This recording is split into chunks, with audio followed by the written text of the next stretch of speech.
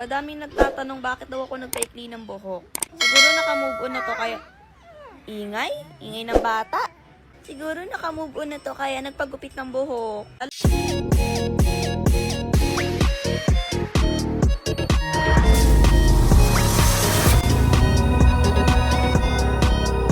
Madaming nagtatanong bakit daw ako nagpaikli ng buhok.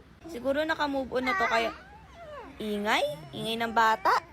Siguro naka-move on na to kaya nagpagupit ng buhok. Alam niyo mga kapatid, wala sa ganun yun. Porket nagpagupit ng buhok, naka-move on. Hindi. Di pa pwedeng naiinitan lang or nabibigatan sa extension. Tsaka mga kapatid, nahihirapan na rin po kasi talaga akong magsukulay, lalo na pag-extension.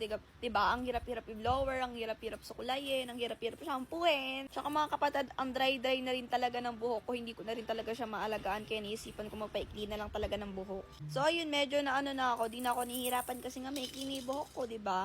So kaya ako nagpagupit ng buhok dahil sa mga kuto ko. Hindi ganun yun. Nagpaikli po ako ng buhok dahil sa extension ko, mga kapatid. Kasi nga, ang ingay. Sige, ikaw na magsalita dito, oh. Kaya po ako nagpaikli ng buhok, mga kapatid, dahil sa... Sige lang. Sige lang.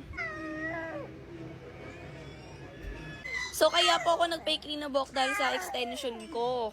Paano ba naman nakala ko pag tinanggal yung extension ko, hahaba siya. Pero lalo talaga siyang umikli. Alam niyo yung putol-putol talaga. Hanggang dito na lang kasi dapat hanggang bewang ko yon. Tapos kinalabasan, putol-putol yung buhok ko. So naisipan ko magpaikli na lang ako ng buhok. Kasi mga kapatid, nahihirapan rin po ako dun sa extension ko kasi ang bigat-bigat niya sa ulo.